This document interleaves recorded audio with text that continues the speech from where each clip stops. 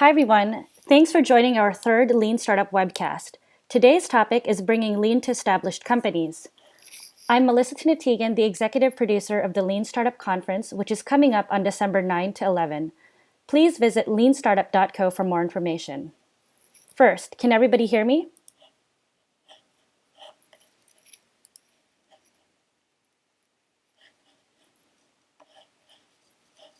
Great. Looks like everybody can hear me.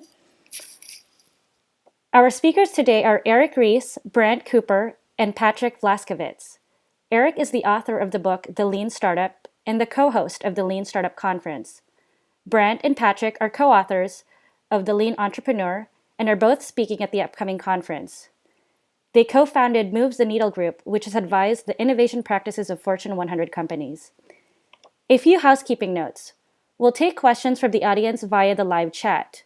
If you'd like to ask a question, please flag it by starting with a Q colon before asking the question. Again, that's a Q colon. This is a 45-minute program, and the recording will be available a few days after this live webcast. Take it away, guys.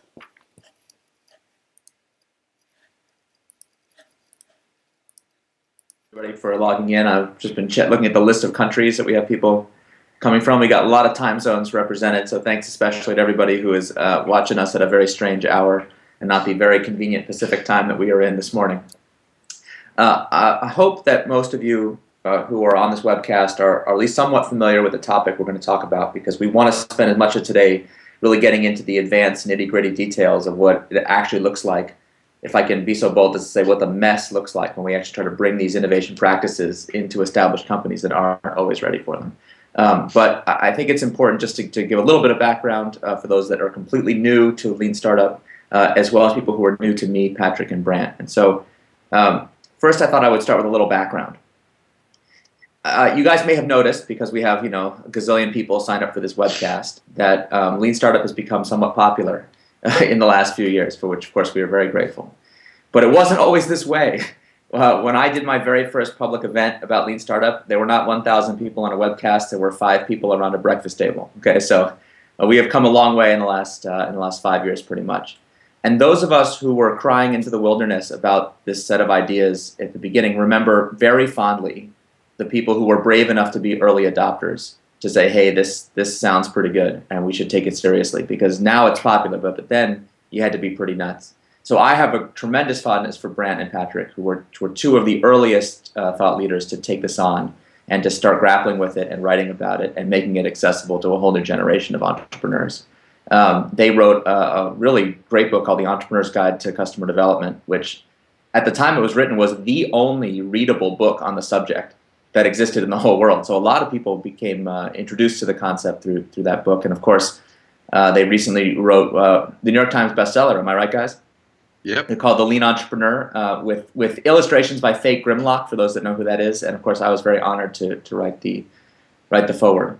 And what Brant, Patrick, and I, and of course many others, have been trying to evangelize the last few years is that there is a better way to do innovation than the historical, traditional way. It's called Lean Startup because we're taking ideas from lean manufacturing around better cycle time, getting closer to customer, controlling batch size, but applying them to the process of innovation itself, trying to make entrepreneurship into more of an established discipline. In fact, we go so far as to say that entrepreneurship is the management discipline that deals with situations of high uncertainty. So when we don't know what we don't know, then it's very likely that we're going to have to pivot or make a change in strategy without abandoning our vision along the way. And so if you know you're going to have to pivot along the way, why not try to get to that moment a little bit sooner? So that's the message that we started out talking to traditional startups about. Guys in a garage, venture-backed startups here in Silicon Valley. That's, of course, my background. And then in the last couple of years, this funny thing has happened where we have started to get interest in Lean Startup from some of the world's biggest companies. And at first, when people hear that, they're like, that doesn't make sense. What we're talking about, innovation, getting closer to customers, that's really for startups. What do big companies know about it? Big companies are slow, bureaucratic, monstrously large, constantly being disrupted. We don't think of them as the disruptors. But what we believe in the Lean Startup community is that anyone who's facing conditions of extreme uncertainty is an entrepreneur, no matter what it says on your business card. And therefore, we were kind of willing to take on the challenge to say, what could it look like to take these ideas into an established company. And here's the funny thing that I've observed, and then I want to get Patrick and Brant to dive in on this topic. What I have seen, I have met now the CEOs of some of the biggest companies in the world, and I still spend time with the CEOs of high growth Silicon Valley style companies, from the garage on up. And what all of those people have in common is they are seeking out new sources of sustainable growth. A lot of ways to get unsustainable growth, big PR campaign, M&A, Super Bowl ad, Ponzi scheme, all are sources of growth. But what we care about in the innovation community is sustainable growth, growth that is driven by customers and creating value for them. And we just so happen to think that the best way to create sustainable growth in our highly disruptive world is through continuous innovation. So that's our slogan, sustainable growth through continuous innovation. And that challenge I have seen to be identical, no matter the size of the company, no matter the size of the P&L, no matter how many public investors, et cetera. So that's a little bit what we're going to talk about. Now, unlike a lot of other webcasts that people have tuned into, we're not going to lecture at you. I've now done all the lecturing that's going to be done. We really want this to be a conversation, and so we're going to keep this very informal, very casual. Ask your questions in the chat, and we will do our best to answer them. And we're going to try to tell it like it is, and not give you the scripted, antiseptic answers. Right, guys? That's right. All right. And that's what I like about Patrick and Brandon. They're very. Anyway. What's that? They tell it straight, which I really appreciate. So maybe a good place to start. What was your experience like the first time you started to get calls from not your everyday traditional startup asking about lean startup? Like what was that? What was that experience been like? Well, so it's pretty amazing. They've come from all sorts of places inside of the large organizations, but usually it's either somebody that has innovation in their title, or it's somebody whom the CEO is handpicked and says, "Listen, we've got to do things differently. We've got to do things in a different way." And I think that it's the galvanizing force usually is that there's a C-suite executive that gets it. They probably read your book, Eric, and they're saying, listen, we've got to do things differently, and they get the marching orders going. And I guess what's interesting to me about it is that the companies that tend to reach out to us are the ones that have that C-suite executive, and then they have these grassroots people inside the organization that are actually already doing it at some level. They come from an agile development team, or they come from design thinkers, perhaps. Mm-hmm. People that they're out there doing it kind of already. This is like classic early adopter territory, right? They're actually already trying to solve the problem. And I think that they hear about the different methodologies, and they want some direction, and they want some hands-on learning, and that's where Patrick and I can help.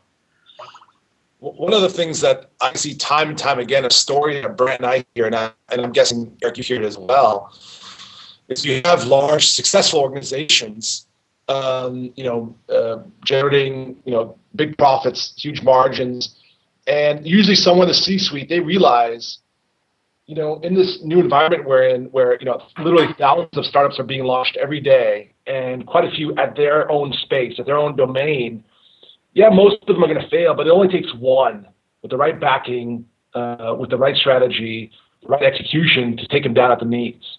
And that's usually, to use a phrase Brad just used, sort of a galvanizing force within the organization saying, look, we need to become faster. We need to become more agile. We need to become more lean because we can't rest on our laurels. And I think you tweeted an article the other day about, I think it was from the MIT Technology Review, about the compression of company lifespans, right, on the S&P 500. And I think it speaks exactly to that real concern that large organizations have. Yeah. I once got a call from an innovation expert at some company. They were tasked with from their CEO to go interview a bunch of innovation experts and put together like a recommendation about innovation or something. And so I'm like on their list of people they have to call, and they call me up and they say, okay, why is it important for company X to innovate? This is one of the best known brands in the world, long standing history as a company, great company. And I said, because if you don't, then company X will die. and they were like laughing at me, like, come on, seriously, like, I know you're an innovation expert, but you have to say extreme things, but you seriously yes after our 100-year history of et cetera, et cetera. And I was like, yeah, I'm being 100% serious with you, because I happen to know in your business, I had just met a startup that, on as a class project in school, they had in 6 weeks, each of the students had been given like a budget of $1,000 or something. This student had put together a product that they were selling in stores already that looked just like it was produced by this big company. I mean, the same level of quality of packaging, same like, and they were like, that's no big deal. If that product is successful, we'll just buy it. And I was like, nah, you don't understand. The story I'm telling you is not about one kid with a student project. I'm talking about anybody in the world with $1,000 and 6 weeks to spend and a good idea can compete with you, as a first-class competitor. And you can imagine this call didn't go very well, because what I was supposed to tell them, you guys, I want to hear you guys tell me about this, because like what my experience is, most companies call up an innovation expert. What they want to hear is like, how do I find some more entrepreneurial people? Like, who do I fire? Like, what kind of posters should I put up on the wall to tell everyone to be more innovative? Like, people are looking for quick fixes. They're not really serious about making the kind of structural changes that are necessary to do this. Like, what do you guys see? Well, so it's not. I was just going to say, it's not even just startups, right? I mean, we're going through this major technological transformation right now, and it's not just startups. It's actually companies all around the world that, if they innovate more quickly than you do, can kill you. So I actually think that a lot of the C-level executives, or the people in here that really want to do change, is because they see the uncertainties. So they don't necessarily know what the answer is to that, but they see the uncertainty. And I think that the tendency is to go to, people hate this phrase, but people go to the old school innovation practices and the people that have been doing the innovation in a certain way for ages. And I really see this around the globe. They look to the US as leaders, and you bring in huge company executives and government officials, and they're going to build these ecosystems for innovation. And it's all the old school mentality. And so I think that there's a comfort zone there, and people are hiring the same people, or they're looking to the same people, because innovation is hard, disruption is hard. And if somebody can give you feel good stuff, then I think that we sort of naturally gravitate towards that. We stay within our comfort zone. How do you teach how do you teach people to get out of their comfort zone? Yeah, of course, we'd like to be in a comfort zone because we're human. So you talk about the old school innovation methods. How would you characterize the difference between the old way and the new way? Well, so it kind of depends on the company, but people have been talking about having, sort of incubators or labs for decades, right? So the way I describe this is the lab in the wilderness. And so you put this lab out in the wilderness, and you've got, really brilliant scientists and physicists and engineers, and they're tinkering away, and they're actually doing real innovation out there, but they have no means of getting the right technology to market, because they don't think in terms of startups. So there never is that step of trying to figure out whether anybody cares about that innovation, or whether there's a product you can build out of that innovation that actually has a market. And so, every once in a while, somebody from the management team kind of waltzes through the lab and does what I call the pick a winner approach, right? Oh, I like that one. I like that one over there, and that one. And those become their funding strategy, right? It's because the senior executive is the internal visionary and can predict the future, and so therefore chooses these pieces of technology. They invest real money into that technology, just like in the startup world, we have investors that'll put real money into these companies that don't practice lean startup, and they fail. Right? And so this pattern is repeated over and over and over again. And so I think that the key learning is, you can go ahead and have that lab, but what are the steps to use validated learning instead of revenue? What are the steps that you can get this company to prove that there's demand for the product, there's market for a product, and then prove that there's a business model before, if ever, you bring it into the core business? So, okay, but why shouldn't, like, just to play devil's advocate, like, why is revenue not a good indicator for success? And we put a lot of money into research. Isn't the goal to get a high ROI, return on that investment by having the research drive revenue? Well, I think you probably said it before I did, but revenue can be a vanity metric, right? So if you could hire a sales guy can sell ice to Eskimo, right? So that's not really proving that there's really any value being created there, or that there's a market there. So if you optimize your organization for producing revenue, you can actually do that at first. You can actually see a return, and you're getting this false signal that there's actually something there.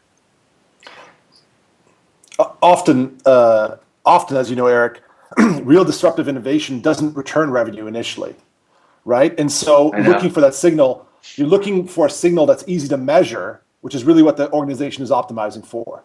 And so when Brett and I speak to organizations about this, they ask typically, Brett and I have sort of a running joke about this, the best way to do sustaining innovation and not true disruptive innovation is to ask two questions. One is, what's the ROI? And the other is, when am I going to see it?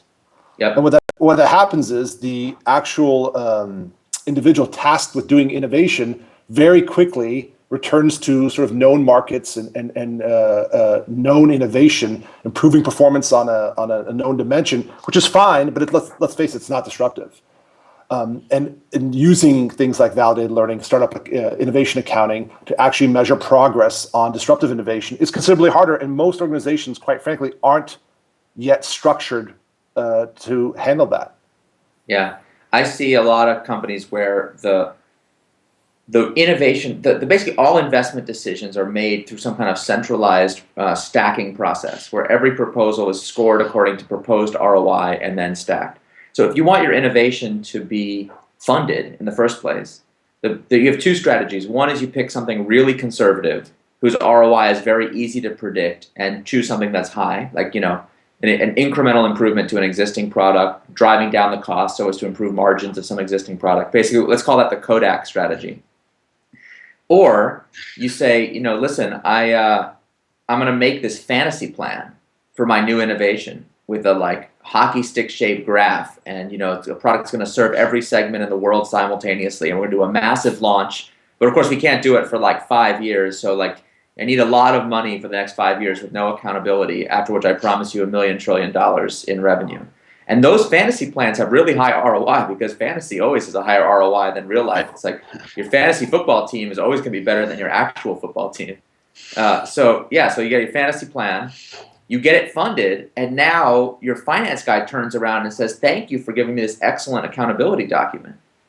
You just gave me a graph month by month of how much revenue I should expect for the next 5 years. So I'll be looking at my watch and I'll be waiting to see the ROI materialize. And so as soon as reality kicks in and the product is not as easy to get to market as we thought, real life is never as good as a fantasy plan. The first sign of trouble, the project gets canceled, because if there's one thing we know in general management circles is if you don't do what you said you're going to do, you're fired.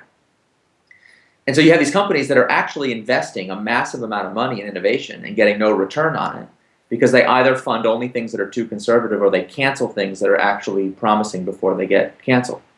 So what have you guys seen companies do to get around that problem? Well, so I think that's what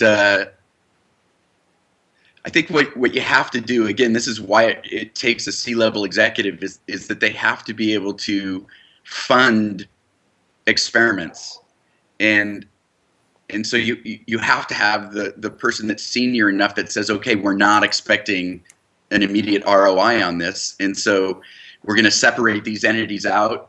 Again, it could be sort of a lab, or it could be, some companies are still doing or are doing, completely separate subsidiary entities.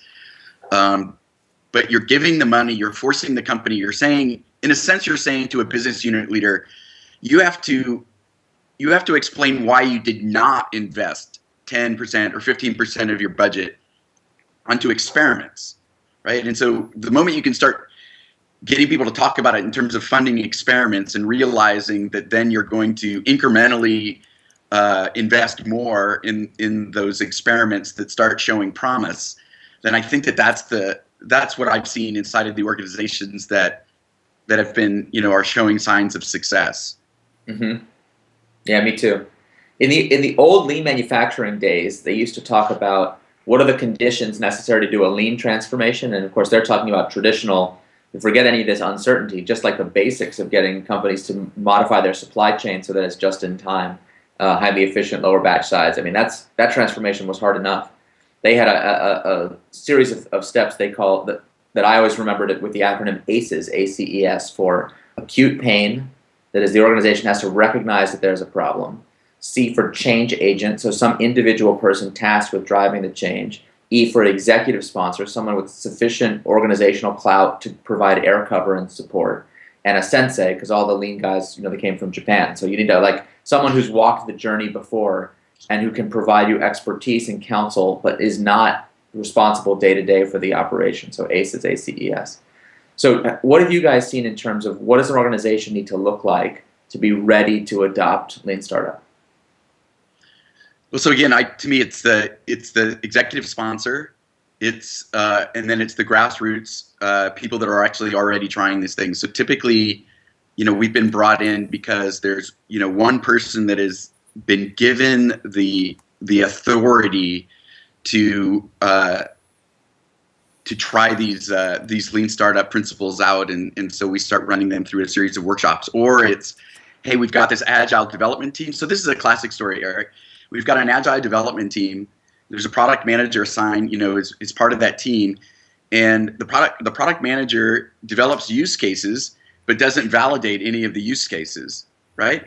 And for reasonable reasons, right? I mean, what's amazing about all of this this innovation inside of large companies is people are actually making rational business decisions. Sure. The product manager is going to lose his engineering resources if he doesn't have this use case and get these projects into cycle, and so he's worried about the timing, and so he makes this stuff up.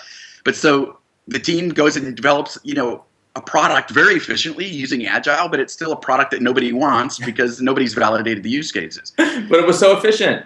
Yes, exactly. And so so those are instances where we could come in and show them rapid experimentation for the validation side of it. And so in those instances, we have the engineering, the development team that's already functioning and actually wants this, right? I mean, this is what's amazing is when you find the right group of people inside of these large enterprises, they want to innovate, they want to succeed, they want to build products that people want. They don't want to just write code. They want to engineer solutions to problems, right? And so this whole lean startup thing becomes an empowering force for these employees who feel handcuffed right now, but we can actually take these handcuffs off and they get to they actually get wins fairly quickly. That's what's amazing to me.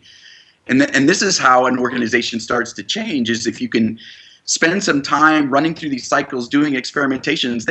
They're good at what they do. They're really intelligent people, and they get wins, and they can start showing, the middle management that you can get wins out of this stuff. One of the things that Brent and I counsel large organizations is, especially ones that have already embraced agile development, is to extend the agile metaphor into the funnel, for example, and show the benefits of lean startup for the sales and marketing teams. Oh yeah. And then show the benefits of lean startup to HR folks. It's not enough just to sort of, pound your chest. We're doing lean and everybody's got to get on board, right? That's a quick way to make some enemies internally. Yeah. And so, again, one of the things I see quite often, and I think Brant, and I'm guessing you see this as well, is experiments, marketing and sales and marketing experiments. Often you pick low-hanging fruit in the millions of dollars very, very quickly. And we've seen this time and time and time again. And that's how you get other parts of the organization, other functional roles excited about incorporating lean startup methods. Yeah, I like to visualize your modern, well-run corporation as a series of silos. And imagine you have the God's eye view and you can physically see the different silos, right? So you've got, product management, marketing, design, engineering, operations, QA, right? So you have all these different silos. Literally imagine them as a series of physical silos. And imagine you are a giant, you're a behemoth. So you can grab a silo and pop the top off like a Pringles can and look inside and see what's going on. And you open up, the design silo, pop it off, and you're like, wow, look at this highly iterative design thinking. That's really cool. They're doing experimentation and learning from customers, a lot of learning going on. You pop the engineering top, you're like, look at agile development, right? You pop the marketing top, you're like, look, there's some customer development happening. pop the operations topic. Like, look at DevOps. If you have a supply chain guy doing lean manufacturing, like inside each silo, you're like, wow, we are highly iterative, learning from customers, like testing hypotheses. This is going to be great. This must be a company that's built to learn for rapid experimentation. But then zoom out, and you're like, uh-oh, every function in its silo is passing its deliverables one silo to the next in a purely linear waterfall fashion.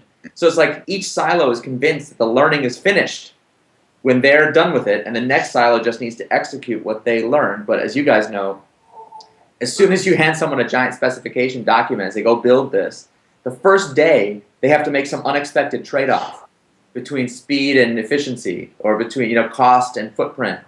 And they're like, which one's more important? The spec says I should have both, but real life physics requires only one or the other. And now you have a new hypothesis that needs new experimentation, so the learning has to stop. So when I meet with the executives who work in companies like that, their life is a nightmare, because every day of their life, the leader of one of those siloed groups comes to them and says, I can solve all your problems if you just put my silo in charge. Right? I know we just need to get everyone to do design thinking. We got to get everyone to do agile. But of course, as soon as that guy leaves the room, the next guy comes in and says, you got to get everyone to put my silo in charge. And if you read older school innovation books, several of them are quite explicit about just saying, listen, the solution to innovation is to put the designers in charge. And like, that would be great if everyone already agreed to that statement. But of course, the engineers don't feel that way. They think. Right. So what's funny is I've now worked with a number of companies where once they adopt Lean Startup, it gives them like a common vocabulary for all the different teams to use the same vocabulary, same business-oriented results, set of concepts to wrap all these techniques in. And so the people who run those silos, or who used to run those silos, so we knock the silos down. This is like, from Braveheart, unite the clans, right? Like, knock the silos down, get everybody on a single cross-functional team to say, look, you guys are a startup, not a bunch of functions. And you 5 or 10 person team of full-time dedicated cross-functional resources, go experiment and learn how to make this happen. So when teams are reorganized that way, they get so much more productive, so much more energized. Like, the creativity that you unlock is incredible. But privately, they'll sometimes come to me and say, I love Lean Startup because all we're really doing is like teaching the other functions how to do good marketing. Or like, isn't this just design thinking, but wrapped up in a new business-friendly or an engineering-friendly language? Isn't this just agile repackaged? And when I have those conversations privately with people, I say, every time, you're absolutely right. Good point. You nailed it. But listen, do me a favor. Don't tell that to the guy in the other silo, because he's going to be really upset. Let's just keep it between us, right? So we have like a secret joke where I swear to God, everyone thinks it's just their thing writ large. And hey, I'm perfectly happy for everyone to believe that, as long as they get results, I think that's another big change that I see, is organizations move away from their an internal focus on their internal processes and structures and politics, and back to an external focus on really saying, look, the way you hold a team accountable is not did they do their functions well, but did they drive results for the company? Did they create new sustainable growth through continuous innovation? Yeah, it's a great point. There was a company that we helped that actually had an organization. They even used this language, that their team was in charge of running experiments. And so it's a great idea, right? And so, you're an employee, you got a great idea. I know where this is headed. Yeah, you fill out a form. I think Steve Blank called this the permission to innovate form, right? And you put it into the 6 months later, you get one loop back, right? One iteration. And like almost all experiments, right? You fail. You fail until you succeed, is by definition, right? And so the first loop is a failure.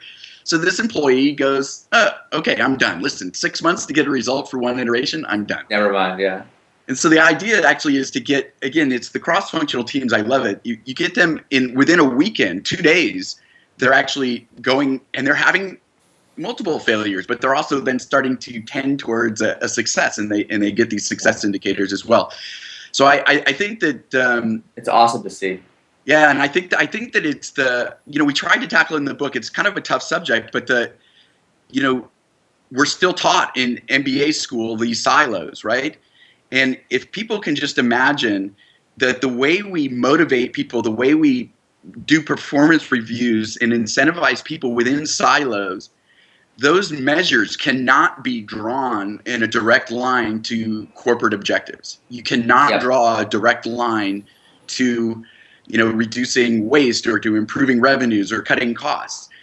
What we're doing is we're saying that the managers have identified these are the practices that we must do that will hopefully result in that. But you can't draw a direct line. Right. Well, presumably they helped us be successful in the past. Right. And since the future is going to be just like the past, we're going to be fine. Right. Whereas the cross-functional teams, though, you can tie it to a metric, to a performance metric that has a direct result in the corporate objectives. And that's the huge reorg win if it can happen. So liberating. All right, I want to take a quick pause here because we're going to start taking some audience questions. So please get your questions in if you want to ask questions. We are very excited to talk about them. While you're thinking about questions, and Brant, Patrick, I want to know if you guys have any questions. Like, what are the kind of traps and stuff that you guys have run into that you're kind of currently thinking about? But just so everyone remembers, this is just a sneak preview of a conversation we hope to have in great detail at the Lean Startup Conference in San Francisco, December 9th through 11th. And so please check out leanstartup.co to learn more. We are very excited to put on what I think will be the biggest event in history dedicated to Lean Startup. So anyway, just that plug is done. Please do check it out if you are interested. So Patrick, Brant, what questions are on your mind? What do you guys want to know? Actually, I'll throw one out there. I had a very interesting conversation with a very successful and very intelligent person in the media space, and they are this person's generally a great fan of lean startup type thinking, and his bugbear was that often what he didn't like about it is that testing, often real innovation tests very poorly at scale. And so, he and his team, they knew they're doing some really interesting stuff, some really innovative stuff in the media space, but they've also seen that it tests very, very poorly. And we kind of had this conversation where I could see where he's coming from, and I'd love to have your take, Eric, on how to get around that. Again, this person is not this person wasn't being aggressively critical. He was wanting to solve this problem, and I thought he had a very interesting point. It's a really important point because what people really care about, I like to joke that managers don't care about innovation. Let's just be honest. Okay, no one actually gives a shit about it. People want growth, right? They want their stock price to go up. They want net new growth that was that is not anticipated by Wall Street, not anticipated in the business plan. New growth. So it's natural to say, well, then the right thing to do is to say, what are the indicators of growth? Market share. I want to take share from my competitors. Okay, that's great. But market share, like high margin profits, those are trailing indicators. Those are like the last thing that happens after you win in a disruption. So if you're impatient for those things to happen, you're not in good shape. So one way to think about what we call learning measures or innovation accounting is we're trying to figure out for an experiment that matters, what are the leading indicators of things like market share? So I'll give you an example. I was working with a company that sells through retail physical products. And they have today, they're going into a market where they currently have 5% share. But they think that they can get new growth because they can drive that 5% share up because they have better technology. Like, lo and behold, the better technology has not yet produced any kind of wins for them because just having new technology doesn't matter because customers don't know about it. You guys will be shocked to hear this, I'm sure. So, all right, you want to have market share. Well, what are the leading indicators of market share? All of the metrics that they're used to using really have not been going well for them. They're used to looking at revenue, margin, total orders, what we call the vanity metrics, really. And so they're like, well, we want to go to actionable metrics, but how do we do that? Like, what metrics should we pick? And when people are struggling with measures, my feeling is that they're not clear about what their strategy really is. So to me, it always starts with, what's the vision? Our vision is this better product can really catalyze this kind of customer for this reason. Like, really do something great for this customer. It's hard to tell the story protecting this company's confidentiality, so it's a little bit awkward, I'm sorry. What's your strategy? I mean, literally our strategy is we are going to put a product in a store next to our competitor's product, where today, when a customer walks up to the display, 95% of the time, they go for the competitor. In my new world, more than 5% of the time, I want them to turn and look at my thing. So first leading indicator is literally what is consumer preference as expressed in a store between the displays for the two products. And let's actually go run some experiments where we build a prototype, early, minimum viable product of that proposed new solution. In this case, I had this company manufacture first 3 of them, not 3 lines, not 300, not 3 million, 3 individual units. We put them in 3 stores and tried to measure the leading indicators. Then we said, okay, what's the next leading indicator? Okay, so someone walked up to the display. If we can't even get people to look at our product, then it doesn't matter what's inside, the problem's on the surface. Let's keep iterating and get that number to go up. The next leading indicator is maybe they open it up and check it out and investigate it. Again, a mid-tier indicator would be on a per customer basis, they're willing to buy it. So those are metrics that predict future market share. Here's my caveat though. If you just use those measures on their own, you will not be successful because finance doesn't care about learning. You can't deposit learning in the bank. You can't put learning in your annual report. You can't disperse it to shareholders. Learning actually kind of sucks as a measure. So we have to master the math of innovation accounting that lets us translate those early learnings into net present value terms for future business case. And that's such a complicated topic. There's no way we can do it justice right now. So I'm just going to say, look, for those people who are actually serious about this problem and have this, you need to go learn about innovation accounting. You need to learn the math. But we're not going to get into that now. Is that helpful? Yeah, that's great. All right, the questions from the audience are pouring in. Let's start with this first one. How do you determine if your corporate culture will allow for a lean approach? What are the best practices for determining if your culture can support lean startup? I think most cultures can't. So you have to change the culture. You can't go find one that has the culture that's already primed.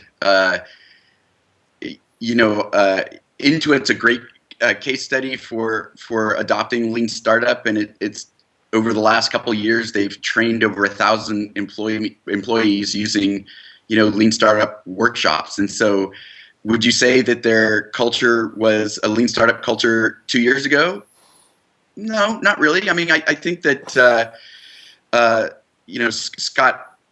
Scott Cook was an amazing, he was into design thinker, and so there was definitely some leadership there that was ready for it.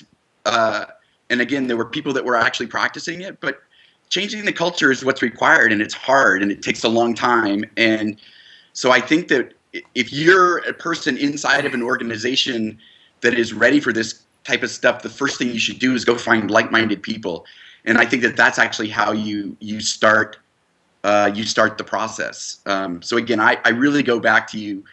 Eventually, what you need is a C-level executive that's going to be behind you, but then you have to find people that are like-minded, and you start doing this stuff yourself. And it's sort of like I'm talking to entrepreneurs. I had Brad Feld speaking, and all the entrepreneurs are asking questions about whether they should do this or whether they should do that. And Brad said, there's no vice president of startups in San Diego, right? You have to go do it.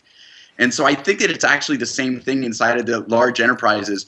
And I'm not saying go do something that's going to get you in trouble, but on the other hand, you can't wait for some magic to happen, some external force that says, okay, this company now is prepared for lean startup culture. You actually have to go and make the change yourself. Actually, let me go as far to say you should go get in trouble. You should actually be subversive. No, and I'm sort of half joking here, but I think we've all seen this where lean startup has managed to take root and flower is where initially you had some aggressive early adopters act a little subversively. Look, if you have a mortgage and a family, I'm not telling you to risk your career on adopting lean startup, but if you're passionate about making chains, you like Brad pointed out, you can't wait for permission to do this stuff. You got to start doing it. You got to start doing it intelligently, and part of that is hacking the actual internal political system, and that's very difficult, obviously, but it's part of that journey. And there is no lean startup culture, from day zero, right? Yeah. I think one thing people get confused about a culture is, where does culture come from? If your culture sucks today, how did it come to be that way? My point of view is that today's culture is the artifact of the processes you used in the past. So when people say, is my culture ready for lean startup? The answer is simultaneously yes and no. Like, Exactly. no, your culture today is not set up for a lean startup because it's derived from a process that is not lean startup compatible. But on the other hand, it's ready because if you were able to create this culture, you could create a different culture if you're willing to pilot a new process somewhere. And I have a diagram in the book: accountability, process, culture, people, in that order. If you first change the accountability systems that you use to drive performance, performance evaluation in your company, then you can have teams that are self-organized, cross-functional teams that are focused on a business objective rather than a functional objective. And those teams can adopt processes like we're talking about: minimum viable product, pivots, split tests, etc.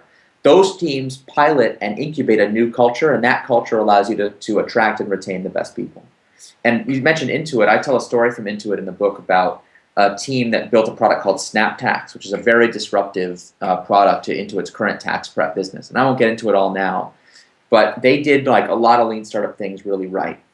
If you looked at the resumes of the people who were on that team before they were on this team, you would have said, those aren't innovators. Those are like regular old big company people in the regular old big company culture. Yep. But all of a sudden, given the opportunity to do something new, creative, and empowering, they discovered the entrepreneur within, if you don't mind my cheesy phrase. Like, they actually became incredibly entrepreneurial. And so, like, when people tell me, oh, our culture could never do that, our people aren't good enough, I call bullshit on that every time. If you're willing to change the systems and support structures, you can get this outcome, even in places that don't seem like they're very entrepreneurial. It's up to the individual to start the change of the culture. I think that's absolutely right. And for the people who have boy, the questions are just pouring in, and I'm like so excited to get to the next question. It's like hard to even finish the previous question. So just suffice to say, people who care about the legacy that they leave behind for the next generation of managers of their company. Like, to me, you're in a 100-year-old company. I was with a company recently that has a 100-year history in a certain business, and they are facing an existential disruption. And I sat down with them and I said, listen, from what I can tell, you are on track to be the last set of managers of this business. You inherited a thriving business from your forebears, and you're going to pass on nothing to the next generation of managers. Is that really satisfying to you? And they were really upset. At first, they were like, you don't understand, blah, blah. We're going to do all the usual objections. But when they finally got it, they said, oh, my God, we got to do something. And they, like, I would have said they have no culture of innovation. They're screwed, blah, blah, blah. But, like, when the motivation is there, they start to make some changes in accountability process. Like, the amazing things are starting to happen there. Okay, we're getting like the same question over and over again, like very critical. So we've been talking about high level buy-in, corporate all stuff. We got to talk tactics for a moment. The most common thing that people talk about with lean startup is the minimum viable product, or MVP. So here's the question: how does a company with a history for excellence put out embarrassingly early MVPs with real prices, real contracts, without getting in trouble with customers, without causing embarrassment to the corporate brand, without getting in trouble from finance and legal? How do you manage that dilemma? Yeah, so I love this question. And matter of fact, if you can answer this question successfully, this is how you can start getting buy-in. The reason is that your managers are scared of lean startup. They're scared of startups, right? And really, you can't just turn your company into a startup. And Eric was talking about lean manufacturing a little bit ago. The reason why some American companies failed in their lean manufacturing changeovers is because they said, okay, now we're lean, right? And they tried to flip it overnight, and they failed. They failed miserably. And so it's the same thing with lean startup. You can't flip a switch and now you're a lean startup, and you can't change the core business into a lean startup. So the managers inside the core business have real fears. They have fears that you're exactly talking about. You have fears around brand. You have fears around customer support. You have fears around legal and regulatory issues. You have HR issues. And so the core business has to be protected from the startup. The core business has to be protected from the startup. So this, in my mind, we separate out these startups. They need to exist in a different place for the time being, so that these startups, these lean startups, are being protected from the two questions around return on investment, and the core business is being protected from the startup. So in the lean startup, you can use an alternative brand There are guidelines that the core business can tell you in terms of how you're allowed to interact with your customers. There's guidelines that legal can say that as long as you follow these guidelines, you do not have to go and get permission from these internal organizations. And so, yes, you're not launching a minimum viable product to all of your core business customers. That's a no-no. So you have to keep these separate. And then the lean startup acts like a new startup. You have to go find your own customers to experiment with. You've got your own brand. So you have to think like a lean startup. You've got your validated learning with the customer development that you've been doing with your own market segment. You're not going to your core business. I know everybody else wants to jump in on this, so I'll stop there. Well, I'm going to make it really quick. One of the things that Brent and I have seen is when you have an internal startup, people do this sort of helicopter parenting and almost, sort of spoon feeding the little birdie in the nest. And it's actually, I think, builds a very weak startup, right? As Brent said, the startup itself has to go find a new segment, has to go create its own experiments, has to figure out how to do the sales and marketing as well as the technology. And it can't just simply kind of run to the core business and get all these problems solved for it. Because then what you get is you get sort of the children of helicopter parents that can't fend for themselves. And ultimately, if it's a real innovation that has real value, that creates real value for customers, it has to fend for itself. It has to be a standalone a business case that makes sense. Yeah, so it's funny. So let's talk about the subsidiary issue just real quick, just straight up, because the common thing I hear is people say, well, in order to do this, in order to have a separate brand and everything, I have to have a legal subsidiary spin out from my corporation. They go to legal and try to get that done, and they don't have the, they can't get that done, and they say, well, because I can't do a subsidiary, therefore I can't be a startup, therefore I can't make this work. And I think that's really wrong. I've seen a lot of teams do lean startup experimentation under conditions that are not ideal. They're not a subsidiary, they're not a spin out, they're just doing them in quiet. Because the great thing about doing an MVP is, first of all, if customers don't like it, but they care enough to complain, that's actually great news. Most of the time when you do an MVP, nobody even cares. Like, no one even notices. 0 customers show up. Like, so you have launch day, and then nothing happens because you've got your value proposition is so wrong, nobody cares. So that doesn't harm the brand. If people complain, but you kept the scale of the experiment small, and MVP is about containing the scope of the experimentation so the cost of failure is low, then you can make it right for those customers that complain. Like, you can send them a hand-engraved letterpress apology. Every single one personally delivered to their house by you, if that ever happens. I'll give you an example. I was talking to a team that was working on launching a product that was working in the United States, but they're going to take it international. So they're doing translations. And their formal business plan is to simultaneously launch the localized version of this product in like 25 international markets simultaneously for a big global launch. So you guys can imagine how well that's going to go.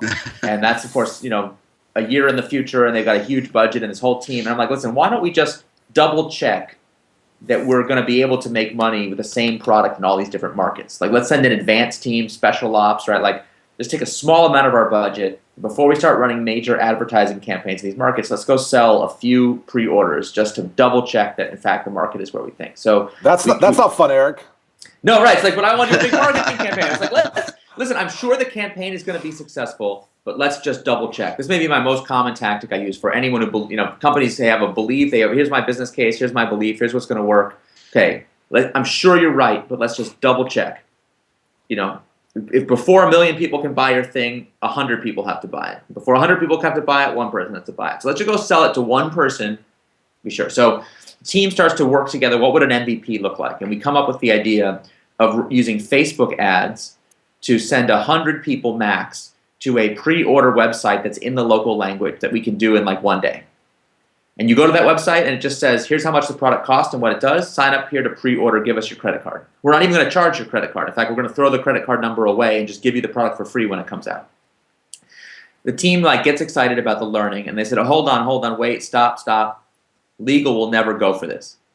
Think about all the laws about international credit card holding, and if you hold someone's credit card number and there's a breach of privacy, or you have to give them a refund, the audits and the thing, legal will never go for it. And I was sitting there saying, okay, listen, you say legal, but who do you mean?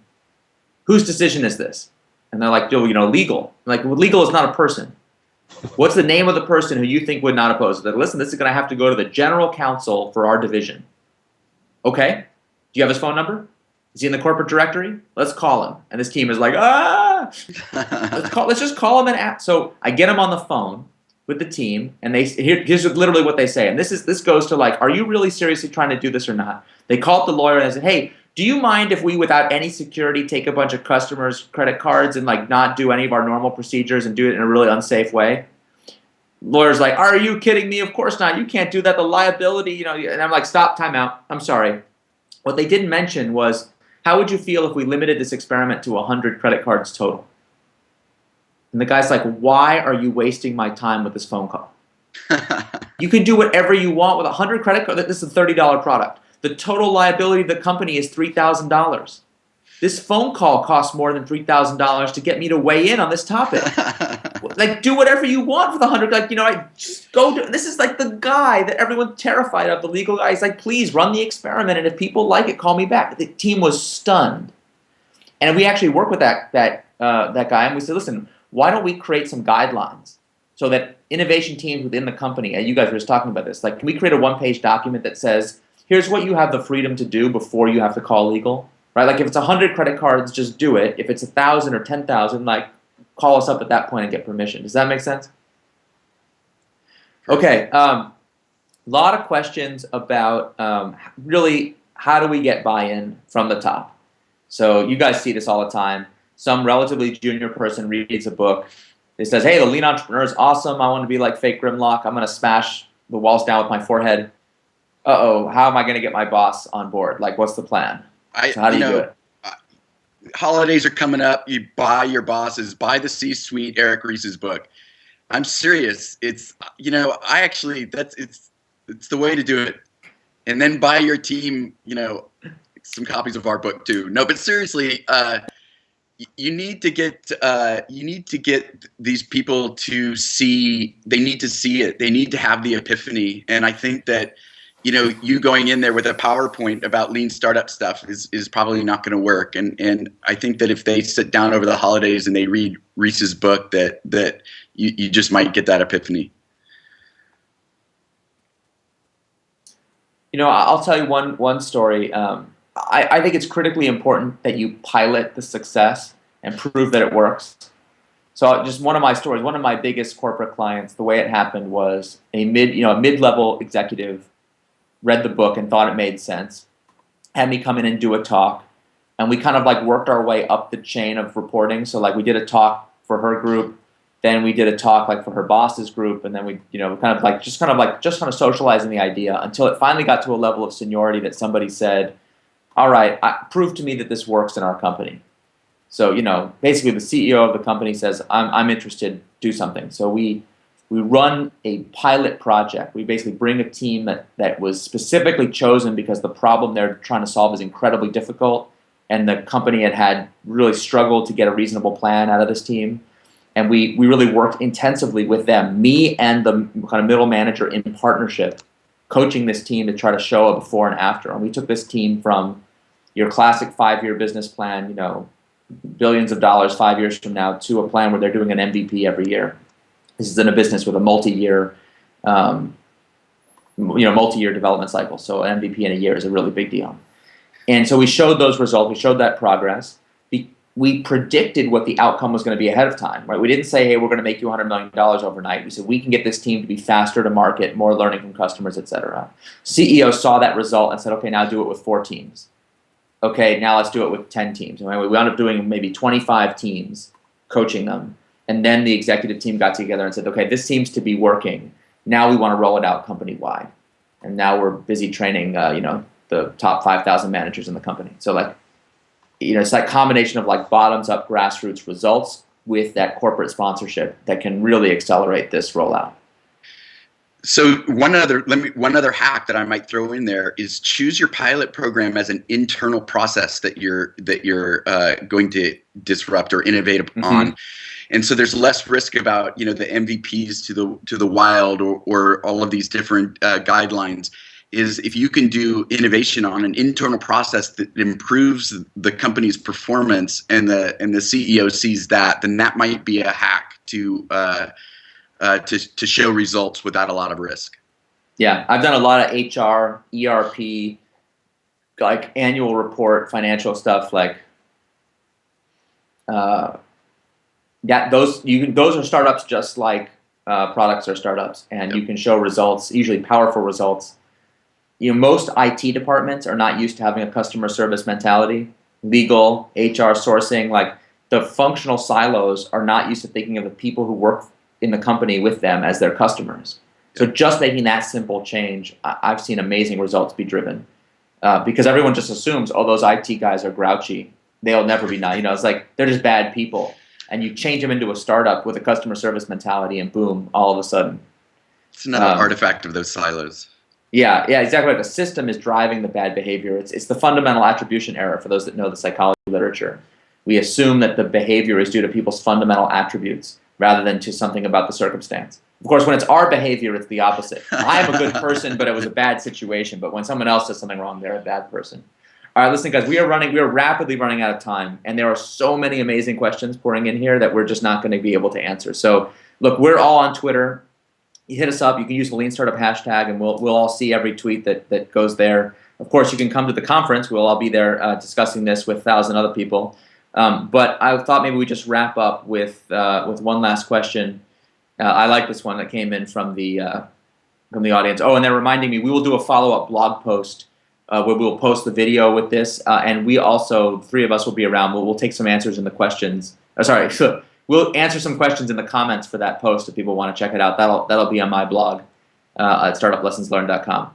Okay, question is, I like this one from the audience. What's the first step after reading your books, other than reorganizing the whole company, that a company can take? I thought that was a good one. So, all right, so you did that. It's Christmas time. You gave everyone a copy of the book. They came back and they liked it, and they said, okay, I'm ready to go. What is that first step? Well, so I think Eric just outlined the first step with that pilot program. So pull a team together of like-minded people, find an internal process that you can innovate on, or an existing idea. You probably have this huge backlogs of ideas that are untested. If you have to work on your own time, you'll do it. If you have to work it on the weekend, you'll do it. Run an experiment. That would be the first step, is run an experiment. I got nothing to add other than be subversive. Yeah. I always feel bad because I speak to corporate audiences quite often now, and I, of course, encourage them as you to be subversive. But I always add this disclaimer, and maybe we'll close on this note. I'm just visiting. Easy for me to say, you have to live here, right? So we can make all kinds of suggestions, but look, fundamentally, we are outsiders. We're part-timers. We don't live with the legacy of this business.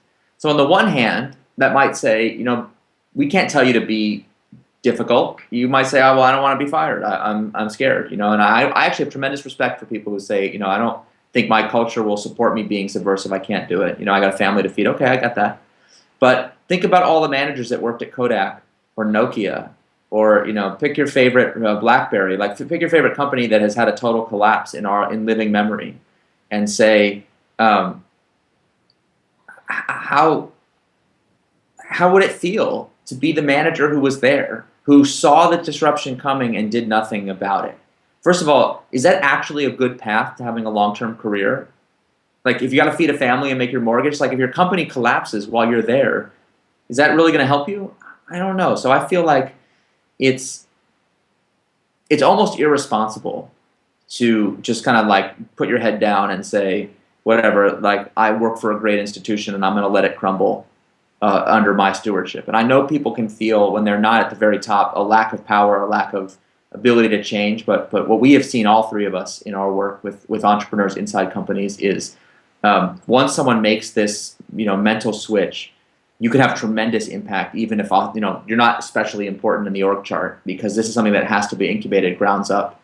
And the future leaders of companies, I think, are going to be people who today started to learn with these techniques, because what we're talking about here is nothing less than a full-scale paradigm change in the management culture, management philosophy of modern companies. So would you rather be an early adopter of that, or have somebody else take that lead? I kind of leave it to you as a question. So, all right, we are going to wrap up. how do we get more information? So do people want to get more information from you guys? If people want to talk to you about what you guys do, what are the resources they should check out? So they should go to movetheneedle.com, which is our organization that runs workshops for enterprises. We're both on Twitter at PV and at Brant Cooper, and of course LinkedIn and Facebook. And what's the best email, Patrick? I think hello@leanentrepreneur.co. Hello@leanentrepreneur.co would be the best, easiest one to reach us at. And of course, you can meet us all in person at the Lean Startup Conference. That's leanstartup.co. We will be December 9th through 11th in San Francisco. And I think that is going to wrap it up. So for everybody who tuned in and stayed a little late with us, really appreciate it. Please hit us up on Twitter, etc. And Brant, Patrick, thank you so much for your time, sharing your insights, and keeping it real. Thank you, Eric. All right. Thanks everybody. Bye, guys. Thanks to everyone for joining us today. This wraps up our show. Please join us again for the next webcast, Lean Startup for Growing Companies, on October 22nd. In the meantime, visit leanstartup.co for more information on the Lean Startup Conference held on December 9 to 11 in San Francisco.